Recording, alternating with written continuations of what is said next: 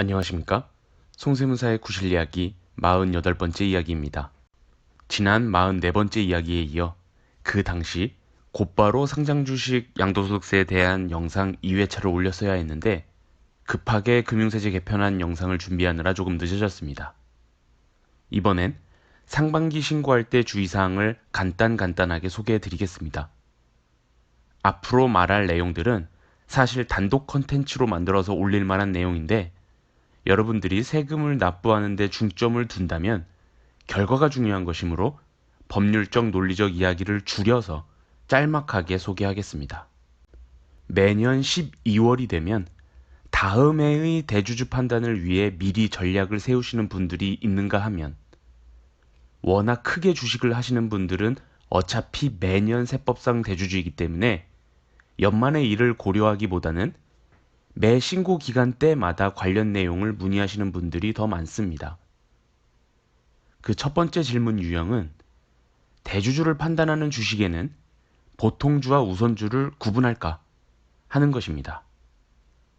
대주주의 범위를 판단함에 있어서 보통주와 우선주는 어떻게 고려해야 하는지는 논의한 적이 없습니다. 결과부터 말씀드리면 대주주를 판단함에 있어서는 보통주와 우선주를 구분 없이 모두 포함하게 됩니다. 지분율 1%를 판단할 때에도 보통주 보유 주식과 우선주 보유 주식을 합산해서 1% 또는 2% 여부를 판단하게 되며 시가총액 기준으로 보아도 마찬가지입니다. 2018년에 나온 대법원 판례를 비롯하여 수많은 판례에서 말하기를 상장 주식의 대주주 과세에서 대상 주식을 보통주로 한정한다는 명문 규정이 없고 입법 취지로 보더라도 우선주를 제외할 이유가 없다고 합니다. 보통주와 우선주는 세법 외적으로 회사에 대한 주주총회 의결권 여부, 주주권 행사 등 매우 다른 지위에 놓이게 되지만 세법에서는 보통주와 우선주가 각각 재산적 가치가 있는 것이기만 하면 서로 달리 볼 이유가 없다는 측면이죠. 따라서 대주주를 판단할 때에는 합산 대상 가족뿐만 아니라 한 회사에 보통주와 우선주를 동시에 투자하는 분이라면 이를 서로 합쳐서 지분율 요건, 시가총액 요건을 따져보아야 합니다. 다음, 주식을 담보로 대출을 받아 이자를 지급하는 분들이 하는 질문으로서 이자 비용이 양도소득세에서 필요경비로 인정되느냐 라고 하는 인정 여부입니다. 혹은 이자 비용이 필요경비로 왜 인정이 안 되느냐 그 근거를 구체적으로 묻는 분들도 계십니다. 이 역시 결론부터 말하자면 이자 비용은 양도소득세를 계산할 때 필요경비, 비용으로 인정되지 않습니다. 대법원 판례에 따르면 자기자본, 즉 내 돈으로 재산을 투자한 납세자와 타인 자본, 그러니까 은행 대출금으로 재산을 투자한 납세자의 세부담은 공평해야 하는데 단순히 타인 자본을 사용했다는 이유만으로 세부담이 줄어서는 공평과세 원칙에 어긋난다는 취지입니다. 또한 소득세 집행기준에도 자산의 취득자금으로 활용된 금융기관 차입금에 대한 지급이자는 필요경비에 산입되지 아니한다 라고 되어 있기 때문에 이자 비용의 필요경비 인정 여부는 다툼의 여지가 있는 항목이 아니고 아예 적용할 수 없는 항목입니다. 증권사 신고대행을 통한 상장주식 양도소득세를 계산할 때 가장 일반적으로 인정되는 필요경비 항목은 증권사 수수료와 징수된 증권거래세, 이렇게 두 개가 전부입니다. 그리고 또 많이 받는 질문은 A 종목과 B 종목의 손익을 통산해서 신고할 수 있느냐 여부입니다. 이는 무조건 가능하다고도 무조건 안 된다고도 할 수 없습니다. A와 B 종목을 몇 가지 사례를 들어 설명해 봐야겠습니다. 먼저 A 종목은 상장 주식으로서 세법상 대주주에 해당하고 이익이 발생했으며 B 종목은 상장 주식으로서 소액주주이면서 손해가 발생했다면 양도소득세를 계산할 때 손익을 통산할 수 없습니다. 가만 생각해보면 당연한 이야기입니다.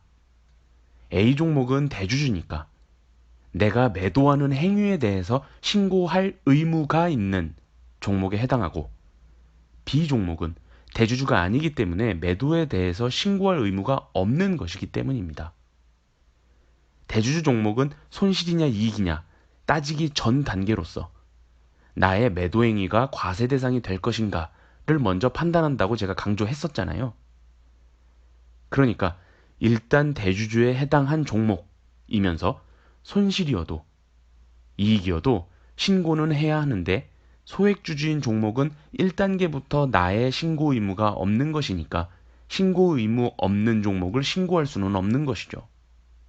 좀 더 여러분들이 이해하기 쉬운 말로 신고서에 작성되는 주식끼리만 손익을 통산한다 라고 생각하시면 편합니다. A 종목은 신고서 작성하고 B 종목은 신고서 작성할 때 고려조차 하지 않으니까 그렇기 때문에 서로 손익을 통산할 수 없는 것입니다. 또 다른 사례, A 종목은 상장주식 세법상 대주주이면서 손실이 발생했고 B 종목은 비상장 주식이면서 이익이 발생한 사례입니다. 우선 한 번도 언급한 적 없는 비상장 주식의 신고 의무에 대해서 짧게 정리하고 이어가야겠습니다. 일반적인 상황을 가정해서 간단하게 결론만 말씀드릴게요. 상장 주식 거래는 일반적으로 양도소득세 과세 대상이 아닙니다. 그러나 특수한 상황, 대주주인 경우 또는 장외 거래를 하는 경우 등에서만 드물게 과세 대상입니다. 비상장 주식 거래는 일반적으로 양도소득세 과세 대상입니다.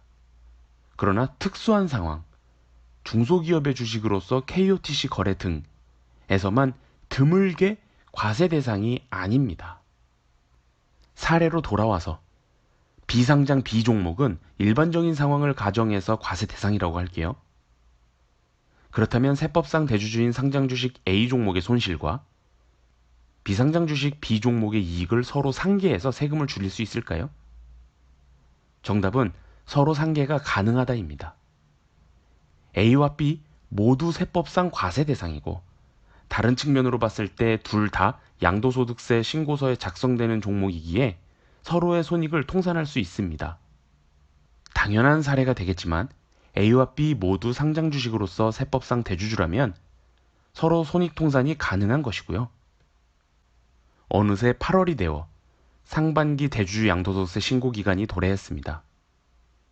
지난 44번째 이야기와 오늘의 3가지 세법 내용을 안내해 드림으로써 지난 2월에 작년 하반기 신고 기간 주의사항으로 올린 내용과 비교적 중복되지 않는 소재로 이야기한 것 같습니다.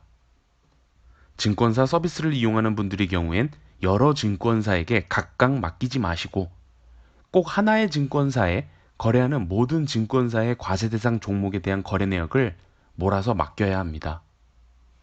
또한 자료를 준비해 주시는 고객님들 입장에서 매우 번거롭고 귀찮더라도 2022년까지는 대주주 양도소득세 신고 업무를 거래 전체를 분석해야 하는 복잡한 문제들이 많기에 해당 종목의 모든 거래 내역, 모든 증권사, 모든 계좌를 전부 준비해 주셔야 합니다.